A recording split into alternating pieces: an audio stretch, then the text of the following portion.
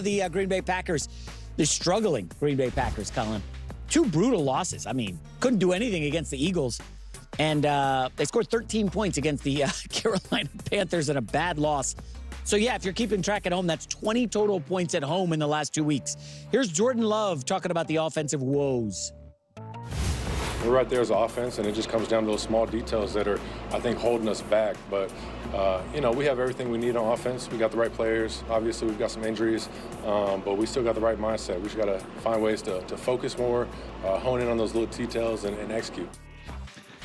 Yeah, I just think they can't run the ball. I don't think it's that, it seems to me they want to run the ball and they can't, and that's the beginning of the end to all their offensive issues. So, in the NFL, basketball, every sport, we love to do the blame game, right?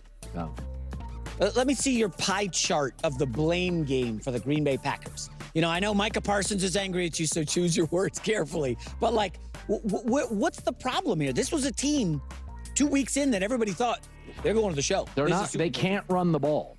And so it's become a very Jordan Love-driven offense without Tucker Kraft, without Reed, with multiple injuries. So why can't they run the ball? Well, I think their offensive line has been disappointing. I think that interior line play has been bad. Banks, who they paid a fortune for from the Niners, has not been good at all. So they had a kind of a wonky, overpaid for an interior line position. It has not developed. The Bears went and bought Joe Thuney and Drew Dahlman and Jonah Jackson. Their interior O-line's been excellent. The Packers can't get the O-line right. So, when's the last time the Bears had the quarterback, the O-line, the pass pro, the run game better than Green Bay? So I think a lot of it is just O-line, lack of a run game, and injuries to Kraft and Reed, and it's a BB gun offense. Yeah, I'm going to be making another video about this, about Orlovsky's take, because his whole thing is really that he wants Jordan Love just to be more aggressive and let it rip, which I find interesting. And I really want to have that deep dive discussion about that of where Packers fans specifically think things are going right or wrong. But I do think what Collins is saying here is there's a lot of truth to it. But I also think that can be said about any team. You need to be able to run the ball. You need to be able to protect your quarterback. You need your pass catchers, your tight ends, receivers, whoever, to be healthy. And when you don't have that, there's going to be some struggles. Absolutely. But I do think Matt LaFleur and Jordan Love are great enough that they should be able to find ways to score more points, especially against teams like the Carolina Panthers, for instance.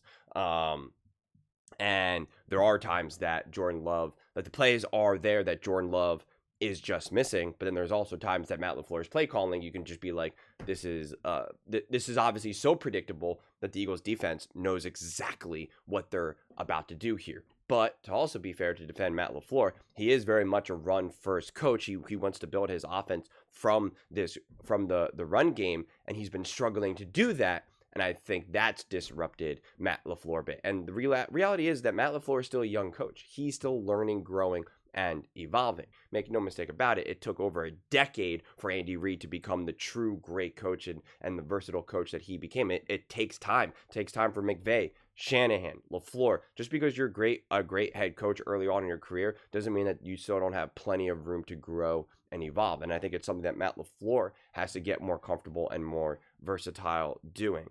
And so, the plays are there. Like I said yesterday, the other day, the Packers left points on the board. There were plays to make. The execution was flawed. The drop passes, that's crushing. The misconnection with Josh Jacobs on the one kind of screenplay. Like, that's how football works. You hit a couple of those. That's the difference between scoring 24 points and 7 points.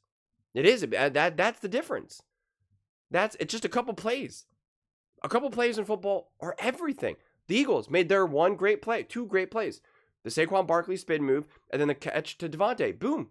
And that's the game. That's the game. So that's the margin of error in the NFL right now. That's how much these defenses are dialed in and how perfect these offenses have to be.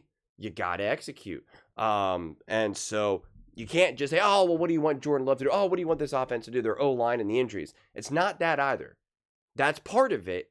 And you could say that's why this team isn't fully becoming what it could be. But there's still clearly plays there. There's still clearly things too. And, you know, Troy Aikman pointed out the one missed throw that he showed like Matt LaFleur is very, very upset about. And it's just like, those are some of those little things that it's like, you execute that, it changes everything. But on the flip side, Jordan Love makes a great throw, great play call, 4th down, and it just dropped, right? So it's just like, when you have things laid out for you, you don't bring it home. And so that's why you can't just say, well, the O-line, it's like, no, the stuff was there. The players themselves, and it's kind of like what Jordan Love is talking about. Have everything on offense, but small details holding us back.